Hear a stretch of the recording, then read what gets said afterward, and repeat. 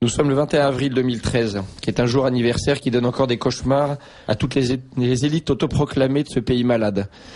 Et nous aurons aujourd'hui plusieurs invités pour traiter de ce que je qualifie bien volontiers de printemps français. D'abord Béatrice Bourges, présidente du collectif pour l'enfance, ancienne porte-parole de la Manif pour tous et du printemps français. Bonjour Béatrice. Bonjour. Nous aurons également Frédéric Pichon, avocat et président d'Europa Gentes. Bonjour. Et qui a une actualité chargée par les temps qui courent.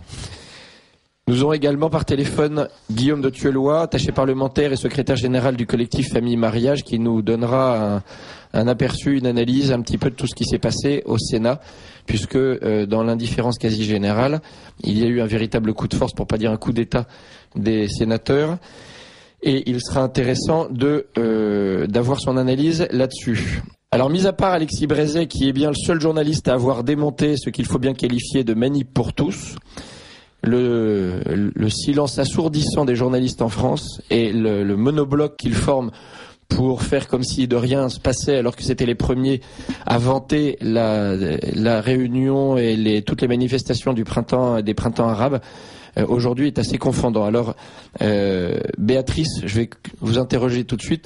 Comment se fait-il, alors qu'il y a sans doute plusieurs millions de gens qui se sont déjà réunis qui sont descendus dans la rue, qui ont été pour beaucoup interpellés, qui ont été victimes de violences policières absolument inouïes et historiques dans notre politique.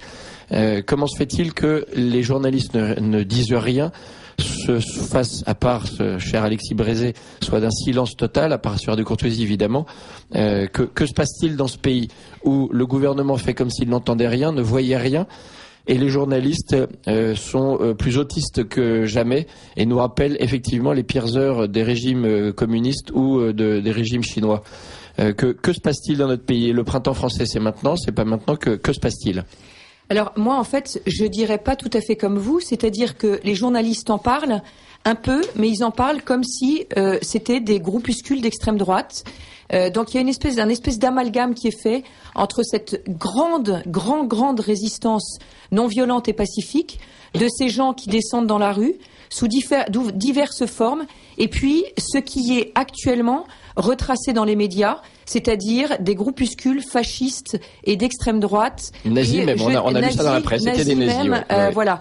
Alors moi je l'explique et je dirais, contrairement à ce qu'on peut penser, que c'est plutôt bon signe en réalité. Et pourquoi c'est bon signe? Parce que vraiment, ils ont peur.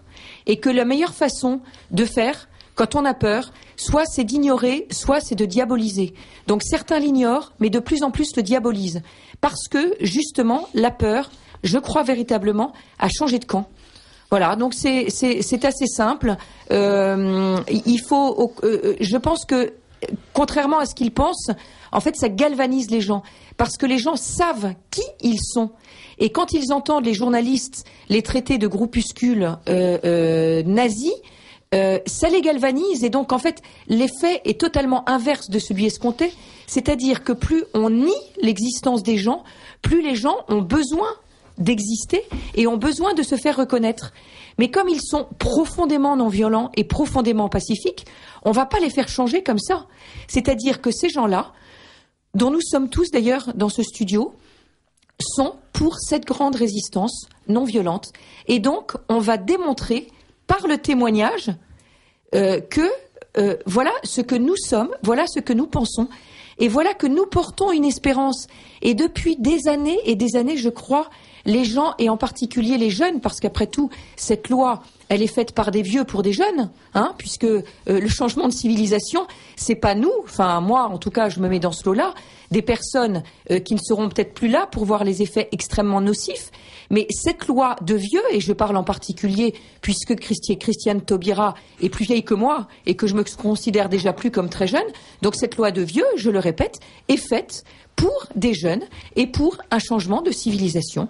Donc je trouve que la moindre des choses serait d'écouter et d'entendre cette jeunesse qui se retrousse les manches, cette jeunesse pacifique, non violente, qui se lève, et elle a le droit de dire ce qu'elle veut pour son avenir, pour sa famille, pour sa société. Elle refuse ce consumérisme à tout crin.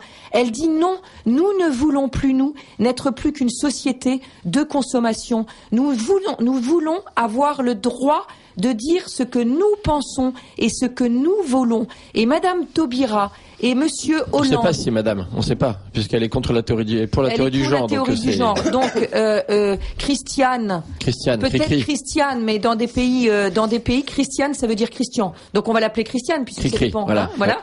Cricri veut faire une loi alors qu'elle ne sera pas là. Donc je trouve ça mais ahurissant. Elle parle d'un changement de civilisation, elle est d'un mépris, mais comme on ne peut même pas imaginer. Elle n'écoute pas cette jeunesse qui se lève, elle n'écoute pas cette jeunesse qui retrousse ses manches et qui dit, ben voilà, nous, tout simplement, voilà ce que nous voulons pour notre société. Enfin, ça me paraît une preuve de toute puissance, mais telle qu'on n'a pas vu depuis, je ne sais même pas comment le dire. Oui. C'est l'après-guerre et c'est surtout encore dans quelques pays voisins qui ne sont pas des pays démocratiques qu'on agit comme elle agit. Donc soit on dit qu'on est dans un pays démocratique, auquel cas eh bien on fait ce qu'il faut pour l'être, ou alors on fait exactement le contraire, mais on ne dit pas qu'on est dans un pays démocratique. Alors Béatrice Bourges, c'est vous la première en tant que porte-parole du Printemps français qui avait évoqué cette résistance pacifique, suscitant des ricanements ou un espèce d'étonnement. Et en fait, c'est cette résistance pacifique qu'on voit à l'œuvre actuellement, que les journalistes ne veulent pas voir, mais qui est pourtant criante. Il suffit de voir les images. On voit aux Invalides cette jeunesse qui n'a rien cassé.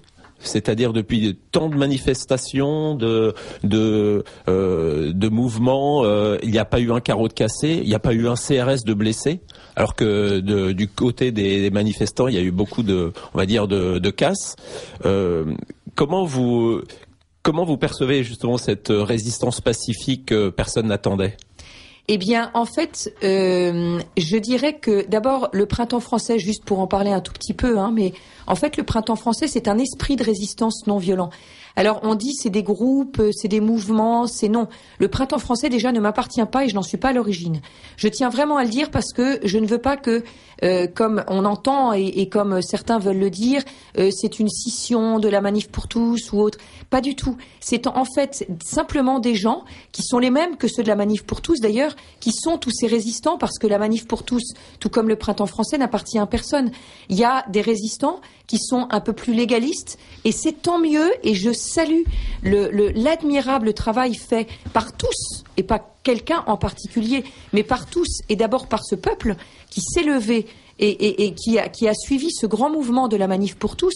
Donc je salue tous les organisateurs de la Manif pour tous, dont d'ailleurs je suis, sans vouloir me lancer de fleurs, mais donc tout ce groupe-là et tous ces gens qui ont souhaité ce grand mouvement, et puis, à force de ne pas être entendus, certains ont voulu sortir un petit peu des clous. Ce sont les mêmes. Ils ont dit, puisque lorsqu'on reste dans la légalité pure, on ne nous entend pas, on va en sortir un peu. Et voilà comment est né le Printemps français. Mais c'est même la définition de la résistance, puisque c'est une réaction à une loi qui ne fonctionne pas. La différence de la résistance par rapport à la loi, c'est bien d'être dans la légitimité et d'être dans l'illégalité. C'est même structurel, c'est intrinsèque à tout mouvement de résistance. C'est bien de s'inscrire dans l'illégalité par rapport à une loi qu'on condamne ou qu'on combat. Exactement. Et là, c'est vraiment intéressant parce que se pose le débat de la légitimité. Oui. Si cette loi n'est pas légitime, alors on peut faire de la désobéissance civile. Et à ceux qui disent que ceux qui prônent ça, ce sont des nazis, eh bien, je vais simplement leur faire remarquer que Lionel Jospin, lui-même, qui ne me paraît pas être un nazi, avait appelé, à une certaine époque, à faire de la désobéissance civile. Donc je crois que lorsque la civilisation est menacée et que l'on sait que la loi n'est pas légitime, alors oui, on appelle à la résistance, et comme vous le disiez très justement, la résistance, c'est la désobéissance. Et la désobéissance, c'est donc être transgressif. Alors oui, le Printemps français est un mouvement de résistance non violent, j'insiste dessus, et transgressif. Alors, moi, il y a quelque chose qui m'étonne un tout petit peu quand même dans la démarche et dans l'attitude de certains responsables ou porte-parole en tout cas de la Manif pour tous. Qu'ils veuillent représenter le courant légaliste me semble tout à fait normal. pour pouvoir notamment garder la main sur les manifestations et les grandes manifestations nationales comme celle d'aujourd'hui. Néanmoins, pourquoi depuis pendant les premiers mois ont-ils à ce point-là axé leur communication sur la notion d'homophobie qui me semblait être une folie parce que elle était complètement à l'antithèse même de notre combat et de l'essence même de ce qu'on voulait faire passer comme message. Il ne s'agissait pas de savoir si en France il y avait des homophobes ou pas des homophobes. On se battait contre la théorie du genre et on se bat toujours contre ce projet de loi Taubira qui n'a rien à voir avec l'homophobie. Donc ça c'est la première chose. Donc je pense qu'il y a déjà eu un mouvement de résistance par rapport à ces porte-paroles qui ont dénaturé le message même de la résistance à la loi Taubira. Deuxième réaction qui à mon avis est encore plus forte aujourd'hui, c'est ce que vous disiez tout à l'heure sur les manifestants qu'on fait passer pour des nazis, qu'on fait passer pour des extrémistes et qui ne le sont absolument pas. Et pourquoi, dans ces cas-là, certains porte-paroles de la Manif pour tous tombent dans ce piège absolument grotesque et ne cessent, quand ils passent à la télévision ou à la radio, de ne parler que de ça. Donc ils ont monopolisé et ils ont complètement privé même les Français, quand ils passent à la télévision, de ce débat de fond sur pourquoi nous sommes contre la loi Taubira, en ne parlant plus que des histoires de violence, comme si la violence était le fait des manifestants, alors que toutes les images, tout le monde le sait, il n'y a eu aucune violence, et je le réaffirme encore aujourd'hui, de la part des manifestants, quels qu'ils soient. La violence, elle a été une violence policière, elle a été une violence verbale de la part des hommes politiques, elle a été une violence psychologique monstrueuse de la part des hommes d'État et des élus quand ils ont traité avec un mépris absolument monstrueux, aussi bien à l'Assemblée qu'au Sénat, cette question-là, sans même, en refusant même le débat, en jouant au jeu pendant que les débats se faisaient. Donc la violence, elle est absolument pas dans ce camp-là. Donc pourquoi des responsables de la Manif pour tous tombent dans ce piège et se complaisent dans ce piège-là qui est une aberration? Alors moi, je voudrais juste répondre en disant que, en effet, ce sujet est un sujet de civilisation. Et donc, je crois, il me semble en effet que de rentrer dans ce piège-là de division, chercher à diviser sur ce sujet en disant ceux qui sont en résistance sont des extrémistes, je pense qu'en effet, c'est vraiment tomber dans un piège. Moi, j'appelle à l'unité du mouvement. Depuis le départ et depuis la naissance de ce vaste mouvement de résistance non violente et transgressif qui s'appelle le Printemps français, on ne m'a jamais entendu dire de mal de qui que ce soit. Je défie qui que ce soit d'aller chercher dans les journaux, y compris dans les journaux qui m'ont tendu des pièges en cherchant à me faire dire du mal des uns et des autres, et en particulier de l'une. Je défie quiconque d'entendre le moindre mot contre ça. Parce que justement, et j'aime être sur cette émission que vous faites très spécifiquement dans l'optique de chrétienne en fait finalement, hein, puisque c'est ce qu'on entend, ce qu'on a entendu, ce que vous placez ça. On est dimanche à cette heure-là et je suis heureuse vraiment d'être à cette émission et de dire que oui, dans le message chrétien, la première chose c'est l'unité et c'est la paix. Et donc, à partir du moment où on est tous des résistants non violents, qu'on soit transgressif ou qu'on soit légaliste, alors oui, pour respecter le message de l'Évangile, on doit être dans l'unité et dans la paix. Et c'est ce que j'entends et c'est ce que je demande vraiment aux auditeurs qui nous entendent, c'est de comprendre que faire le jeu de prendre parti pour l'une, en l'occurrence, ou pour l'autre, quelles que soient les antennes, ne tombez pas dans ce piège, car c'est évidemment le piège dans lequel les médias veulent nous faire tomber. Je comprends la fatigue, je comprends les 8 mois de combat, qui sont des combats extrêmement difficiles, où chacun est allé au front, d'une façon ou d'une autre. Tout ça dans la non-violence, alors ne commençons pas la violence verbale, parce qu'elle joue le jeu du diviseur. Merci Béatrice, je suis très heureux que vous ayez apporté ce témoignage. Frédéric Pichon, en tant qu'avocat, j'aimerais que vous puissiez nous éclairer un petit peu sur justement cette extraordinaire violence qui a été imposée, opposée aux manifestants pacifiques.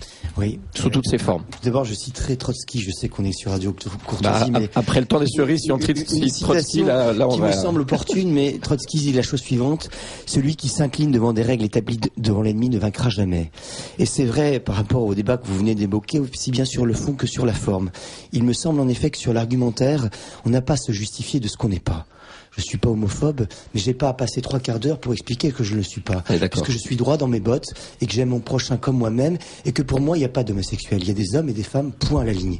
Parce que la personne ne se réduit pas à son, entre guillemets, soi-disant, orientation sexuelle. Ça, c'est pas un élément de l'état des personnes. L'état des personnes, c'est leur nom, leur prénom, leur sexe, leur date, enfin voilà. Mais ça n'est pas ce qui détermine une personne.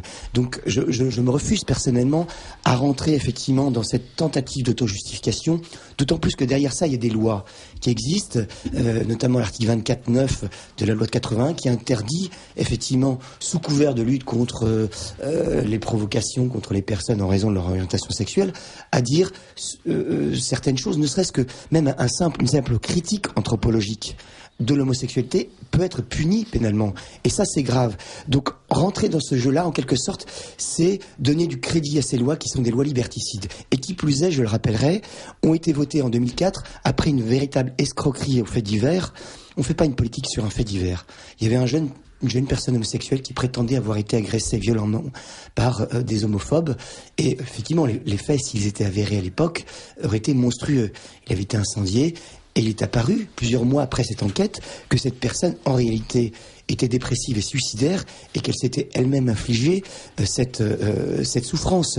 Néanmoins, on avait réussi à mettre en place une loi sur le fondement de ce fait divers. Ça, c'est la première chose. Donc moi, je récuse cette tentative d'auto-justification parce que quand on est bien dans ses bottes, quand on aime notre prochain, on n'a pas à se justifier. On est bien d'accord.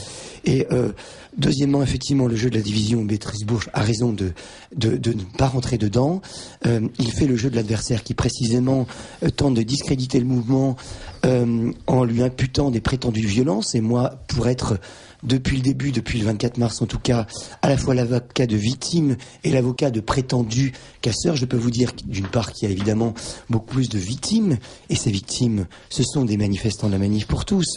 Je regrette d'ailleurs qu'il ait fallu presque 72 heures après le 24 mars pour condamner sa violence du côté de la Manif pour tous, parce que ce sont des gens, encore une fois, cette mère de famille de 33 ans qui a été renversée par une camionnette de police, et juste après il y a eu un témoin, il se trouve que je connais ce témoin, c'est un ami belge qui était là par hasard, qui a filmé la scène.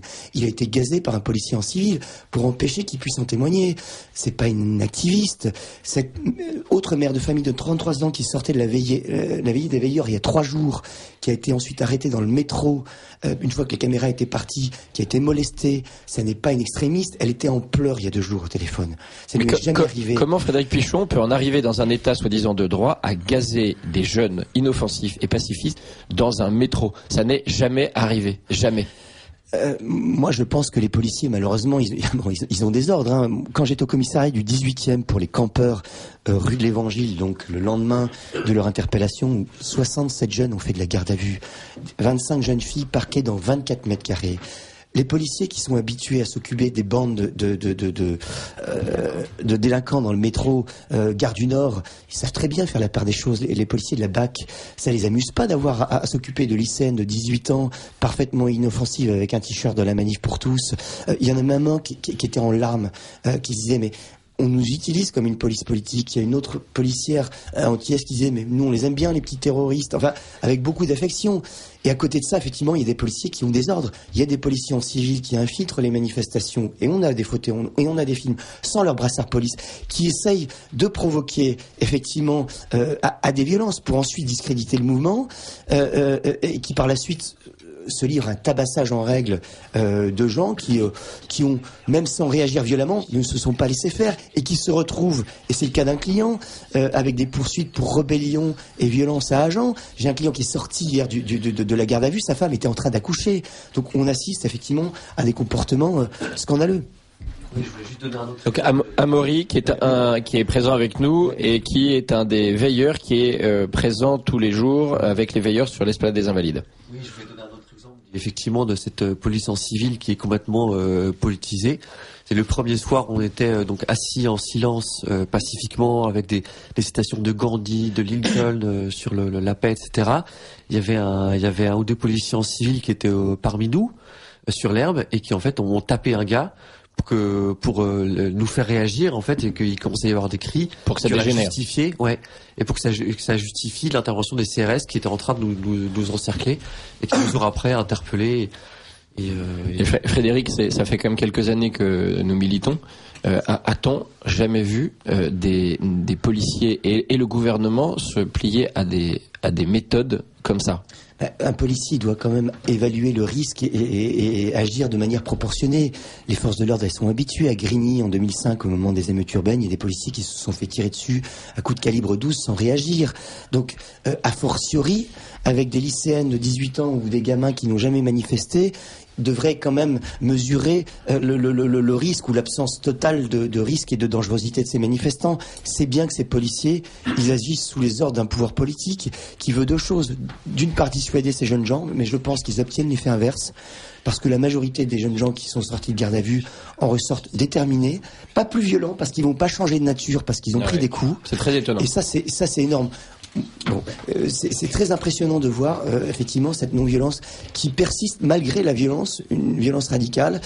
Et je pense qu'ils obtiendront pas ce qu'ils attendent. Mais alors pourquoi les responsables de la Manif pour tous continuent, à certains en tout cas, à donner crédit à cette violence complètement théorique et imaginaire je pense que c'est une obsession, comme je disais tout à l'heure, celui qui s'incline avec les règles établies par l'ennemi ne vaincra jamais, une obsession de la communication poussée à l'extrême qui fait que finalement on oublie de faire passer d'une part, on oublie de faire passer un message de fond, de contestation, en passant 3/4 d'heure à se justifier.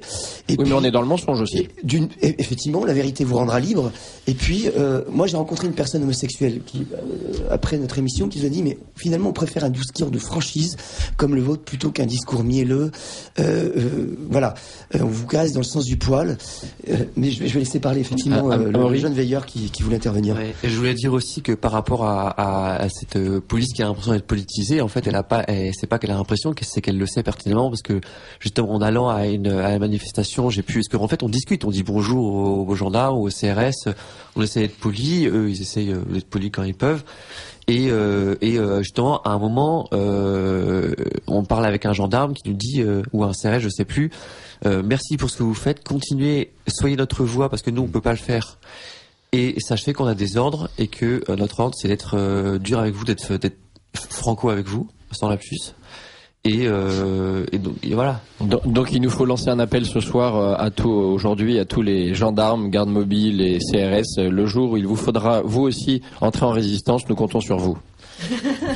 Oui, sur les provocations policières, on a vu, il y avait une manifestation le 16 avril à Versailles qui était très bon enfant, avec beaucoup de jeunes. C'était la majorité de la manifestation avait moins de 18 ans et encadré de manière, j'ai jamais vu ça dans une manifestation, encadré par des policiers en civil qui étaient partout. Ils s'attendaient, je sais pas, à ce qu'on fasse un coup d'État. En tout cas, ça s'est très bien passé jusqu'à devant la préfecture des Yvelines, où là, il y avait des homènes qui portaient Marianne, qui elle-même portait le code civil. Tout ça était très bon enfant, avec beaucoup de fumigènes et de cris joyeux. Et on a assisté à des policiers en civil qui sont allés au sein des manifestants, toper des manifestants qui avaient eu le malheur de prendre un fumigène, et donc de créer eux-mêmes la violence, parce que ils se sont mis à attraper des gens, essayer de les exfiltrer alors que c'était des gamins. Donc naturellement tous les gens se mettent à vouloir voilà, et donc ils créent eux-mêmes les problèmes. Alors, et à la fin de la manifestation, il y a eu aussi, ils sont allés courir vers le château de Versailles. Ensuite, ils sont repartis, sachant que comme ils ont tous 15 ans, ils ont beaucoup plus de souffle et de joie que les flics qui commençaient à tirer la langue et à s'énerver. Mais on a une explication avec les policiers où ils expliquaient, mais effectivement, qu'ils savaient très bien qu'il n'y aurait pas de heurts et que tout ça se passerait très bien, et que il faut des gardes à vue. Il faut du bilan, il faut de la casse, il faut des infractions, il faut qu'on puisse communiquer. Manuel Gaz a demandé des chiffres, quoi. Voilà, il faut qu'il y ait des chiffres, il faut qu'on puisse dire cette nuit, il y a eu 90 interpellations, il y a 3 poursuites pour violence à agent ou dégradation. Des poursuites qui, soit dit en passant, ne tiennent dans la grande majorité des cas absolument pas la route, parce que ce sont des violences qui sont provoquées. C'est-à-dire qu'on va vous coller une rébellion, mais heureusement maintenant il y a Internet, donc il y a des films, il y a des gens qui prennent des films et on peut aujourd'hui apporter la preuve que ces violences, à l'évidence, n'émènent pas des manifestations. Alors, surtout, excusez-moi, mais en fait, il y en a plein qui vont en... Enfin, moi, j'ai été interpellé le premier soir. Enfin, tout ce que j'ai fait, c'est que j'étais assis en silence avec une bougie à la main. Hein. Et je peux vous dire, mardi soir, il y en avait 80, c'était ça. Mercredi soir, on était 40, c'était pareil. Jeudi soir, ça a été repareil. Enfin, donc les France Info disaient 300 interpellations ce matin. Sur les 300, il y en a déjà au moins 200 ou 240 des gens qui étaient assis dans l'herbe. Donc, et vous avez été en garde à vue ou juste vérification d'identité? Non, j'ai pas été en garde à vue parce que apparemment, en fait, ça fait quand même beaucoup de bruit aussi à l'étranger. Avec ce député italien qui a écrit à l'ambassade de France en disant qu'il trouvait ça scandaleux qu'un pays des droits, le pays des droits de l'homme qui était la France, mettait en garde à vue des gens qui manifestaient pacifiquement dans une rue. Et résultat, en fait, ils ont voulu modérer. Et maintenant, c'est plutôt interprétation. Mais pour le moment, après. Effectivement, j'ai un ami qui me montrait un graphique. Il y a en ce moment en France plus d'interpellations de jeunes et d'étudiants que dans les pays de l'Union soviétique ou la Chine au moment des grandes répressions. Voilà. Non mais c'est un chiffre, il y a un graphique. Ce gouvernement, on gardera effectivement on parlait de Versailles, Maître Pichon, vous pouvez nous évoquer le cas justement des 48 heures de garde à vue à Versailles pour des gamins. Je voudrais pas rentrer trop dans le secret professionnel, mais bon, effectivement, c'est quoi? C'est des pétards et des feux de poubelle, et on a mis ces gamins en garde à vue. Et manifestement, ce soir-là, en tout cas à Versailles, ce qui est clair, c'est que les consignes et ce qu'on a entendu, c'est qu'il fallait du bilan. Comme je l'ai indiqué tout à l'heure, donc les policiers, qui sont des policiers de la BAC, qui sont là normalement pour de trappe ou de Mantes-la-Jolie pour interpeller des dealers ou des trafiquants de drogue, ont été utilisés dans une mission de base politique, dans des missions de provocation, très clairement. Alors, vous parliez de provocation, il y a les provocations policières, mais il y a aussi des provocations qui peuvent venir de groupuscules qui sont plus ou moins manipulés. Moi, j'ai assisté à le mercredi soir aux Invalides, au tabassage en règle d'un journaliste de la chaîne parlementaire. J'étais à côté, donc j'ai essayé d'aller à son secours. Ensuite, il y a une caméraman qui s'est fait projeter par terre et j'étais au milieu, donc j'ai essayé de séparer les protagonistes. Effectivement, ceux qui attaquaient ne ressemblaient absolument pas à des manifestants de la Manif pour tous. Ils étaient bedonnants, à moitié chauves, avec un peu gros. Ça avait aucun rapport. C'est des gens qu'on n'avait pas vus et qui ont surgi d'un coup. Vous savez, moi, j'exclus pas que c'est soi-disant le même groupuscule, parce que je suis avocat, donc je défends tout le monde. Je défends de gens de différents horizons. Et je ne pense pas que ça vienne de ces groupes identifiés qui ont pu être dénoncés ici ou là. Moi, je crois vraiment à la possibilité de provocation policière, réellement. Parce que l'histoire y compris contre les journalistes et y compris contre les personnes homosexuelles. Je pense que on est dans ce stade. On a un gouvernement qui ment. Cahuzac, il a menti devant tout le monde. Donc ils ont menti sur les chiffres des manifestants. Il a apparu récemment à partir des photos aériennes. C'est un journaliste indépendant qui a démontré que la photo aérienne prise la nuit de la Grande Armée était un faux. On a un gouvernement qui n'hésite pas à recourir aux mensonges. Donc moi, je n'exclus pas cette hypothèse. Bien sûr.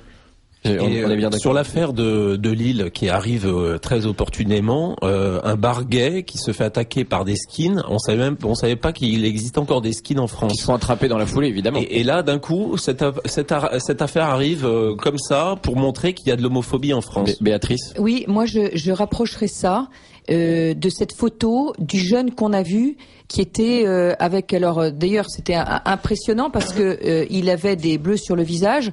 On a dit que c'était un homosexuel qui s'était fait tabasser à la sortie d'un métro, etc. Au fur et à mesure que le temps passait, sa photo devenait il devenait de plus en plus ensanglanté. Enfin, ça devenait absolument terrifiant. Il n'y a absolument, je regrette beaucoup pour lui ce qui lui est arrivé, c'est pas le problème. Mais mais il n'y a absolument aucune preuve, aucune, que c'est en raison de son homosexualité, sauf ce qu'il a pu dire.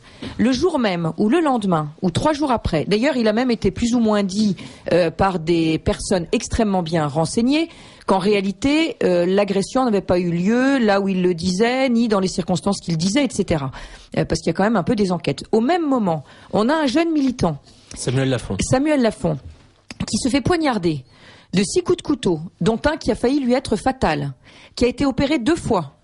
Ce jeune-là, il y avait manifestement un espèce de contrat sur lui, puisqu'on a quand même des tweets, et que la veille de son agression, il est passé un tweet où on disait il faut le coxer, on mettait @Samuel Lafont, donc son nom, on disait il faut le suivre, le coxer, il y a du nazi à se faire. D'accord ? C'est juste un tout petit peu. Et le soir même, ils étaient 3. Et il n'y a que lui qui a été attaqué. Les 2 autres ont été attaqués très légèrement. Lui a été poignardé 6 fois. Il s'est retrouvé en sang. Le lendemain ou le jour même sur Internet, sur tweet, il est écrit, et on a ces tweets avec les copies d'écran, il est écrit, ça y est, on a réussi, enfin, on a réussi à poignarder Samuel Lafont. C'est écrit sur les tweets. Et la police dit, ou l'enquête dit, ou je ne sais pas, ah non, il ne s'agit absolument pas de ça, c'est juste une histoire de mauvais regard. Oui. Donc il justifie d'ailleurs cette agression qui a failli être mortelle par une histoire de mauvais regard. On a même parlé d'affaire crapuleuse. Affaire crapuleuse, alors que Samuel est absolument nickel. Il a simplement le tort d'avoir des convictions. Et dans ce pays, avoir des convictions qui ne sont pas les mêmes convictions que celles du pouvoir en place, c'est être nazi. Donc effectivement, Samuel Lafont s'est très vite fait de faire l'amalgame. Alors moi, je récuse ça. Je suis absolument, mais révoltée, restant toujours dans cette non-violence, parce qu'on mourra dans la non-violence si toutefois il le faut. On mourra dans la non-violence. Mais je récuse le fait qu'on dise que ce pauvre Samuel, c'est parce que c'est crapuleux. Mais je vais vous dire ce qui s'est passé. Il s'est passé qu'on lui a sauté dessus, que les 2 autres ont été un peu coxés, mais ils ont même pas été pratiquement pas, que lui était visé et qu'on lui a, la seule chose qu'on lui a piqué, c'est son téléphone portable. Lui, il a dit, j'ai vu ces gars arriver, la seule chose qu'on lui a piqué, c'est son téléphone portable. Et c'est ce qu'on appelle être crapuleux. Et lui, qu'est-ce qu'il a fait ? Et l'affaire a été enterrée aussi vite qu'elle est sortie. Elle est peut-être pas aussi vite enterrée. On essaiera de la faire ressortir. Frédéric Pichon, tout ça, effectivement, est malgré tout assez inquiétant, notamment pour nos enfants qui manifestent. Que faut-il attendre ou comment se prémunir de ces provocations policières, de ces violences policières, notamment à la fois pour tous ceux qui vont manifester dans les jours qui viennent et à commencer par aujourd'hui ? D'abord, il faut raison garder, c'est cette vieille devise des rois de France. On peut être légitimement énervé. Il y a matière à être énervé, scandalisé et outré. Mais je pense que précisément, si le pouvoir cherche ces provocations, c'est précisément que il faut prendre il faut avoir l'attitude inverse. Se prémunir, moi je pense qu'aujourd'hui effectivement il y a des téléphones portables, il y a des photos à prendre, donc dès qu'il y a des provocateurs il faut effectivement laisser des traces. Et puis maintenant la machine judiciaire, quand elle se met en route, vous savez que c'est quelque chose de redoutable, la machine judiciaire qui se met en route. Vous vous retrouvez en garde à vue et puis déféré devant un procureur, vous êtes accusé de rébellion parce qu'on vous a tout simplement tabassé et que vous êtes un peu défendu ou un peu démené, que vous avez 5 policiers qui vous tombent dessus. Et alors il faut prendre un avocat. Bon, il y a sur différents sites internet, notamment sur le site du Printemps français, mais également sur d'autres sites, celui du syndicat de la magistrature, le manuel de la garde à vue. Il faut prendre un avocat. Un avocat, c'est quelqu'un qui est là pour vous défendre et qui va éviter que pendant cette garde à vue, les policiers qui, même si voilà, ce sont quand même des instruments du pouvoir dans ce type de procédure, vont vous faire dire ou reconnaître ce que vous n'avez pas voulu dire ou ce que vous n'avez pas fait. Ils vont vous dire, si vous avouez, vous allez sortir plus tôt. Et donc on a tellement envie de sortir plus tôt qu'on signe en valeur et on reconnaît des choses qui n'ont pas été accomplies. Et ils vont même plus loin que ça parce que moi qui suis veilleur, il nous a été dit, donc nous on est bien mis au courant que si jamais on est mis en garde à vue, il faut appeler un avocat tout de suite. Il a été dit par certains policiers à des gens qui voulaient demander un avocat en disant si tu demandes un avocat, tu resteras beaucoup plus longtemps. Oui. Bien sûr. Donc le jeune de 18 ans, il se dit d'accord, j'en demande pas alors. Donc ceux qui nous écoutent, sachez que vous avez droit quand vous êtes mis en garde à vue, que vous êtes embarqué, à un avocat et à un médecin. Et c'est donc, même un avocat qui d'office. Faites-le. Voilà, faites-le parce que ça obligera déjà les policiers à respecter les procédures, ce qu'ils ne font jamais. Ce climat de... Enfin, ce qu'ils ne font pas toujours. Ce qu'ils ne font pas assez. N'exagérons pas. Ce qu'ils ne font pas assez. En tout cas par les temps qui courent. Voilà. Parce qu'effectivement, mettre 25 personnes dans une cellule de 24 mètres carrés, je crois pas que ce soit très respectueux de la procédure. Ce climat général extrêmement délétère vient notamment de ce que j'appelle, enfin, on peut pas qualifier autrement, de haute trahison des hommes politiques. Et notamment de ce qui vient de se passer au Sénat, où nous avons assisté à ce qui restera sans doute dans les annales de la politique française, un coup d'État absolument ahurissant, et à un vote à main levée sans que personne ne puisse compter, ni vérifier, ni contrôler quoi que ce soit. On faisait voter oui des gens qui voulaient dire non, et où personne finalement n'a réagi. Donc j'ai demandé à Guillaume de Thuelois, secrétaire général du collectif Famille Mariage, et qui est également attaché parlementaire au Sénat, de nous expliquer, de nous donner quelques lumières sur ce qui s'est passé pour qu'on puisse comprendre comment une telle arnaque a pu se faire, quelles sont les voies de recours éventuelles et ce qu'il faut en attendre. Guillaume, est-ce que vous êtes en ligne ? Oui, je suis en ligne. Bonjour Grégoire et bonjour aux auditeurs. Bonjour Guillaume. Bonjour. Alors pour expliquer un peu ce qui s'est passé, d'abord il faut savoir que le vote à main levée est la procédure habituelle des scrutins, et donc je suis pas sûr qu'il y ait de voie de recours de ce côté-là. Le scrutin public est en fait est de droit chaque fois qu'il est demandé par un président de groupe, mais pas du tout obligatoire. Ce qui d'ailleurs pose un certain nombre de problèmes, puisque ça veut dire que beaucoup de parlementaires votent sans savoir ce qu'ils ont voté, en fait, pour des lois. Je parle pas uniquement de la loi Taubira, mais de façon générale. Donc ça c'est effectivement un problème assez grave, mais enfin pour l'instant le règlement est celui-ci. Et donc ce qui s'est passé vendredi dernier, c'est que le scrutin public n'a pas été demandé, et alors qu'il avait été demandé, je crois, au moins à 30 reprises pendant la discussion de la loi Taubira, ce qui est quand même un peu paradoxal, c'est-à-dire qu'on a demandé un scrutin public sur toutes sortes d'amendements, d'articles, notamment l'article 1 qui est l'article le plus important de la loi. On a eu toutes sortes de scrutins publics, et on n'en a pas eu sur le vote final de la loi. Tout laisse à penser qu'il y a eu un passage en force du gouvernement, et que la majorité socialiste, notamment le président Bell, le nouveau président du Sénat, a fait un coup de force. Alors si vous regardez les vidéos, il y a beaucoup de choses qui sont intéressantes. Si vous regardez les vidéos de ce qui s'est passé, vous voyez en particulier que le président n'a manifestement pas pu compter les suffrages pour ou contre. Et donc comment il peut donner un résultat? Évidemment, c'est à là que je voulais en venir. Donc il lève pas le nez de son pupitre, et il dit donc le texte est adopté. On peut très bien imaginer, c'était pas le cas à mon avis, mais on peut très bien imaginer que subitement l'hémicycle était majoritairement contre, mais ça on ne le saura jamais.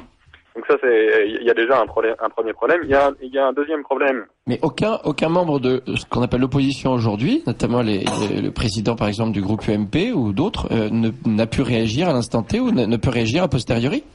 Alors, a posteriori, on peut pas réagir, et à l'instant T, d'après ce que j'ai compris, en fait, quand vous êtes en séance, vous avez ce qu'on appelle un dérouleur de la séance, et donc vous savez qu'un tel doit prendre la parole, et donc vous savez où on en est dans le moment de la discussion. Et ce qui s'est passé, c'est que Jean-Pierre Bell a supprimé d'autorité, évidemment avec la complicité des orateurs. Les derniers orateurs sont toujours des orateurs de la majorité, puisque on finit en interrogeant la commission, le ministre, enfin bref. Et donc il restait, je crois, 2 ou 3 discours encore, tous du gouvernement ou de la majorité, et tous ont accepté le principe de ne pas parler. Et donc, alors qu'on s'attendait à ce qu'il y ait encore 1 heure de discussion, le président a dit plus personne ne demande la parole, paf, on met aux voix. Ce qui est tout à fait scandaleux comme procédure. Alors le problème, c'est que ce qui est troublant dans cette histoire, c'est que il y a pas eu de réaction. Enfin, les réactions en fait sont venues après. Les gens ont été sidérés de la façon dont les choses s'est passées, et les réactions ne sont venues qu'après. Donc après, c'est trop tard. Oui, c'est le moins qu'on puisse dire, oui. Donc pour vous, il y a pas de voie de recours. C'est là, Alors, le Sénat a parlé et c'est terminé. Non, je suis pas certain de ça. Alors il y a plusieurs pistes. Du point de vue du règlement du Sénat, on n'aura pas de recours, ça je crois pas. En revanche, je pense que c'est un dossier qui aggrave encore la situation juridique du texte au Conseil constitutionnel. Et c'est aggravé par deux choses, par le double passage en force, parce que je sais pas si vous avez vu, hein, il y a un passage en force au Sénat et un passage en force à l'Assemblée. Oui. Les deux étant concomitants d'ailleurs. Le gouvernement a fait l'hypothèse que s'il passait vite, et notamment avant la grande manifestation du 26 mai, la mobilisation s'essoufflerait. En fait, je pense que c'est exactement l'inverse qui va se passer, puisque les gens vont être encore plus excédés de la façon dont les choses se passent. C'est ce que disait Béatrice Bourge tout à l'heure.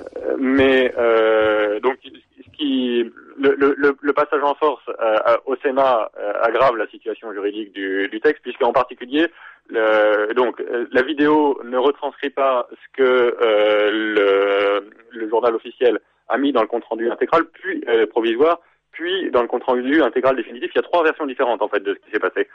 Peut-être même plus d'ailleurs. Enfin, en tout cas, ce qui est certain, c'est que donc on va faire une escroquerie totale, quoi. Il y a une escroquerie absolument à tous les étages. Par exemple, il y a des gens, des sénateurs socialistes de la Guadeloupe, qui avaient annoncé qu'ils étaient contre la loi Taubira. Alors, j'avais pas très bien compris personnellement s'ils s'abstenaient ou s'ils votaient contre. Mais François Rebsamen, le président du groupe socialiste au Sénat, les a considérés comme votant pour. De la même façon, il avait fait voter pour à plusieurs reprises Roland Povinelli, qui a dit plusieurs fois il est hors de question que je vote pour et je suis contre. Et donc au vote final, il a quand même réussi à le mettre comme votant contre. Mais oui, parce que excusez-moi, j'ai oublié de préciser que devant l'énormité de la chose, les présidents de groupes politiques au Sénat se sont tous engagés à dire comment voter les sénateurs de leur groupe. Mais donc ce qui se fait jamais avec un scrutin à main levée. Le principe du scrutin à main levée, c'est qu'on ne sait pas qui a voté. Donc, ce qui prouve d'ailleurs qu'ils sont pas très fiers de leur opération, c'est qu'ils ont tous admis le principe qu'il fallait dire au journal officiel qui avait voté comment. Et donc, Rebsamen, en l'occurrence, a dit 2 choses qui sont manifestement fausses. C'est la première, c'est de dire tous les sénateurs du groupe socialiste ont voté pour, sauf un tel qui ont voté contre et un tel qui se sont abstenus. Mais l'usage veut que le président du Sénat ne prenne pas part au vote, et donc il a rajouté d'office une personne dans la majorité. Évidemment, on n'est quand même pas tout à fait né de la dernière pluie, donc on a tout de suite fait remarquer que c'était pas comme ça que ça se passait et que ça réduisait d'autant la majorité. Je pense qu'à l'heure actuelle, les derniers chiffres montrent qu'on était soit à 2 voix de majorité pour eux, soit à 2 voix de majorité pour nous, soit à 1 voix de majorité pour nous, pardon.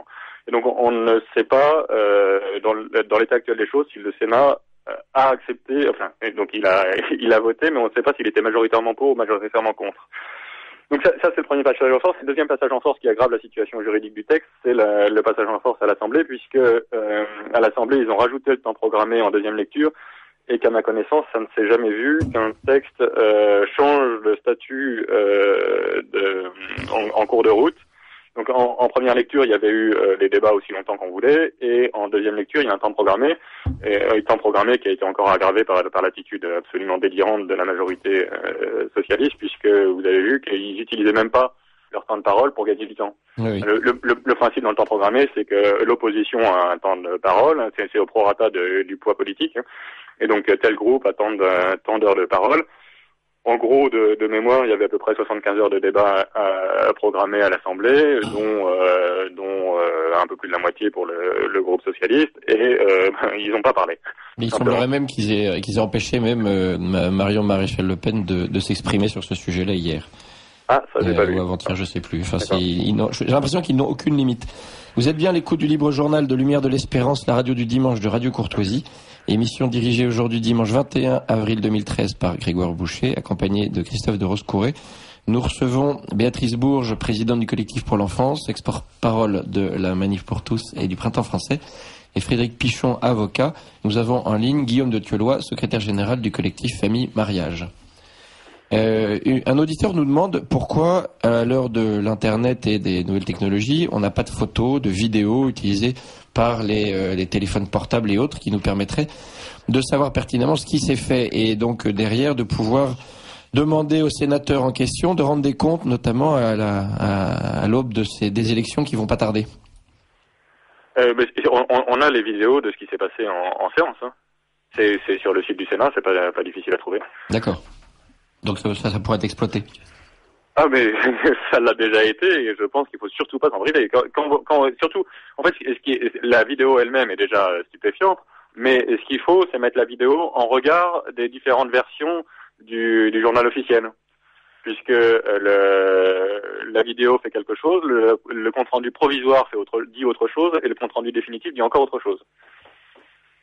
Et donc c'est surtout ça qui va être intéressant à exploiter, notamment dans la logique du recours constitutionnel.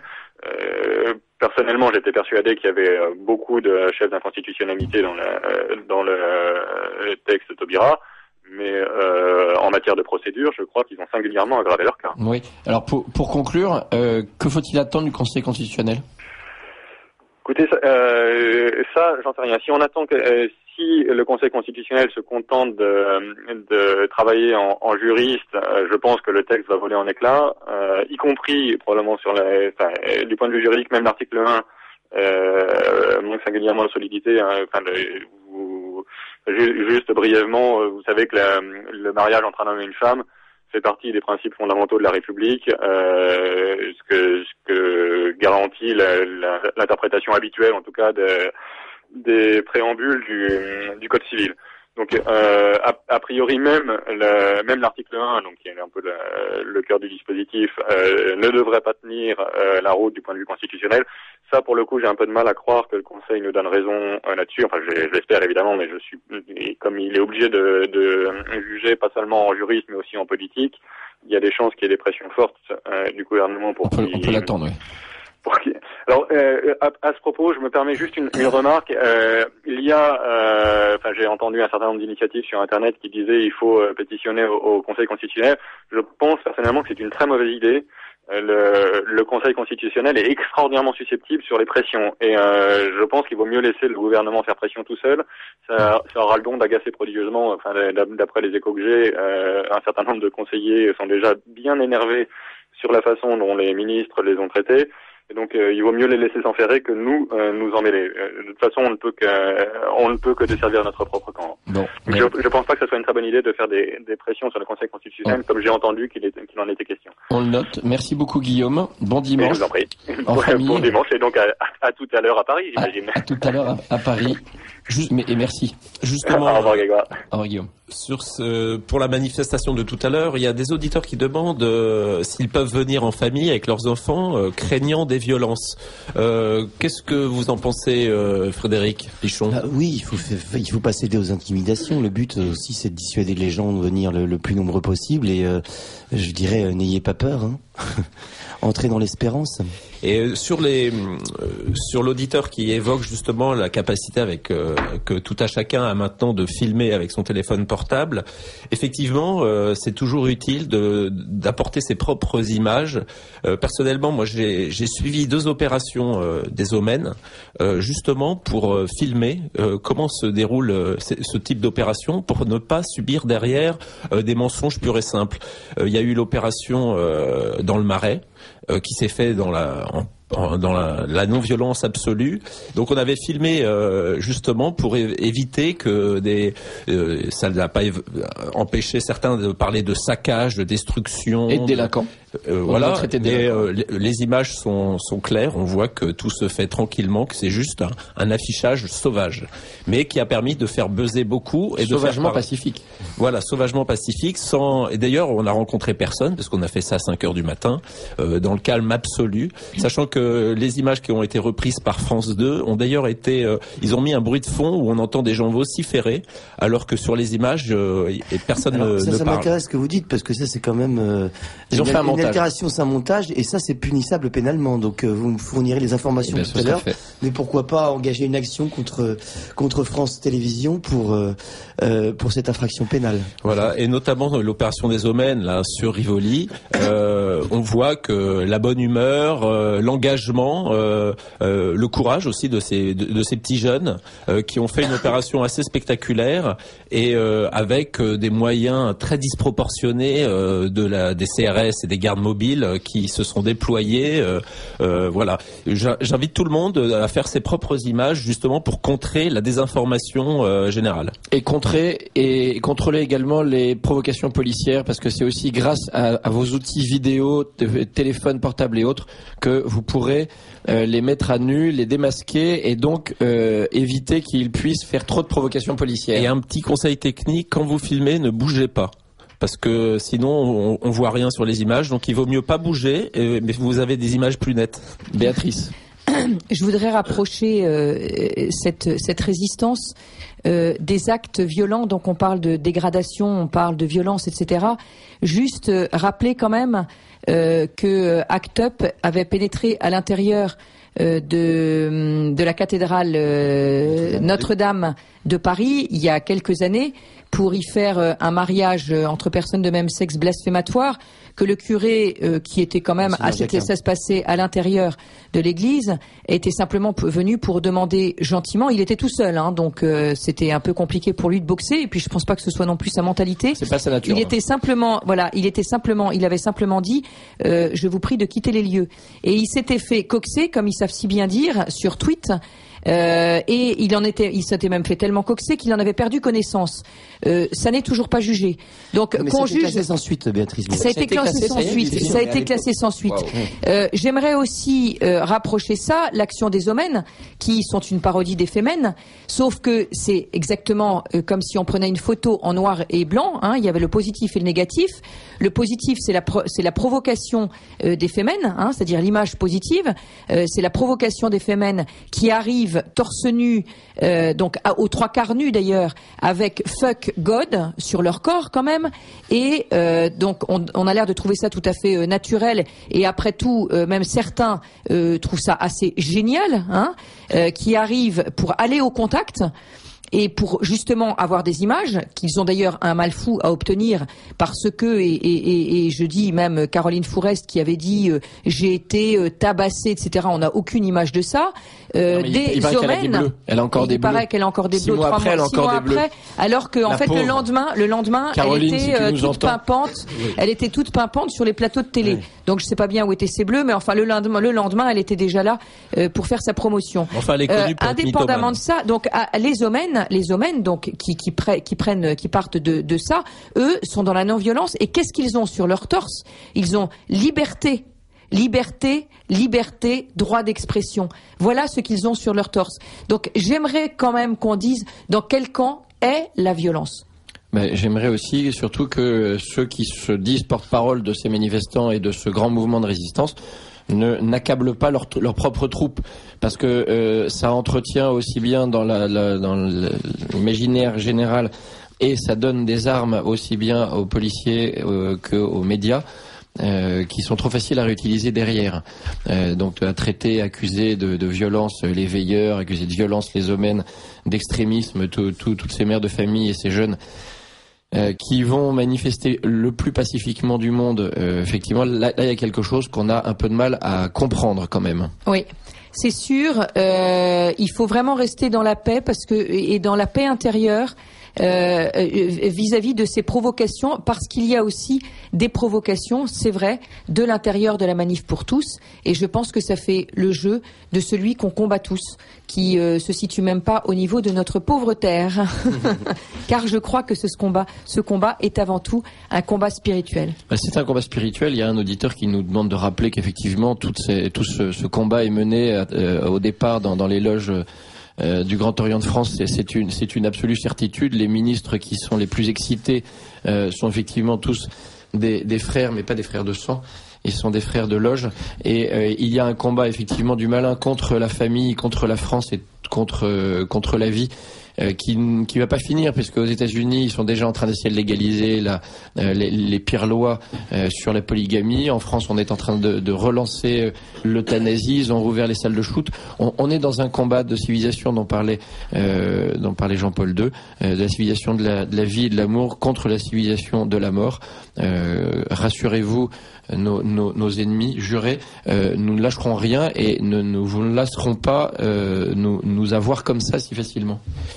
Je demanderais juste pour conclure au veilleur qui est parmi nous, quel est le rendez-vous que vous pouvez donner à ceux qui voudraient justement participer à ce combat spirituel, cette résistance pacifique qui se tient actuellement? Alors concrètement, les veilleurs, pour le moment en tout cas, tant que la police nous le permet, plus ou moins, on est aux Invalides le soir après la manifestation.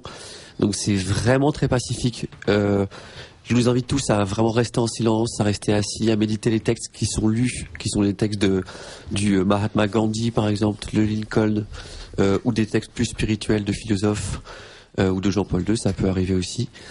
Et les indications sont plutôt données au jour le jour. C'est un mouvement très spontané en fait, de jeunes et de moins jeunes.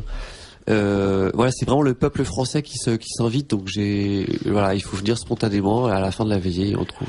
Donc on encourage tous ceux qui nous écoutent, qui sont pas encore partis pour la manifestation, à se rendre à partir de 14h30 à la grande manifestation qui est au départ d'Enfer Rochereau, à respecter effectivement ces consignes de calme, parce que et de pacifisme, parce qu'il faut montrer à la France et au monde entier que nous sommes pacifistes et que c'est par ce mouvement-là de ferme et de détermination que nous gagnerons. Vous pouvez aussi vous rendre sur internet sur le site printemps-français.fr, tout collé, printemps-français.fr, pour ceux qui pourront pas se rendre à la manifestation ou qui pourront suivre ce combat via internet. Béatrice Bourges, vous serez cet après-midi à la manifestation? Bien sûr. Où est-ce qu'on peut vous retrouver? Écoutez, je serai sur le podium. Non, je serai pas sur le podium. Je ne fais pas de provocation. Il a été dit sur les ondes ce matin que je n'étais pas bienvenue, que même on appelait le ministre de l'Intérieur à m'arrêter avant même que je pénètre à l'intérieur de la manifestation. Quel est votre crime? Mon crime est d'être parce qu'on a été délinquant normalement dans la désobéissance légitime. Voilà quel est mon crime. J'avoue que ces choses-là me font mal parce que je ne suis pas dénuée d'un petit cœur et d'une petite sensibilité. Donc voilà. Donc ces choses-là me font mal, mais elles ne m'arrêteront bien évidemment pas. Et ce qui a été dit ce matin sur les ondes, où il fallait arrêter très précisément les omens, voilà, parce que leur crime aussi est d'être dans la transgression. Donc il a été dit qu'il fallait arrêter les omens, les empêcher de pénétrer à l'intérieur de la manif, arrêter les personnes du Printemps français. Donc ceux-là, ce sont ceux de la manif pour tous. Donc il faudrait arrêter tous ceux de la manif pour tous. Et puis Béatrice Bourges, très très explicitement. Donc voilà, mon nom est comme ça sur les ondes, accolé à. Enfin bref, voilà. Donc j'appelle encore une fois à l'unité, à la paix, à la résistance pacifique et transgressive. Voilà quel est mon appel, et l'on ne m'entendra jamais, jamais critiquer ceux qui me critiquent. Merci, puis à très bientôt et bonne manifestation. Merci beaucoup. Alors justement, vous parliez de tôle. En ce jour, en cette semaine où on a enterré Margaret Thatcher, il y a eu un résistant pacifique, Bobby Sands, qui est mort de la grève de la faim. Et c'était un résistant irlandais. Un soldat politique qui est passé de la violence à la non-violence, et c'est un bon exemple à suivre.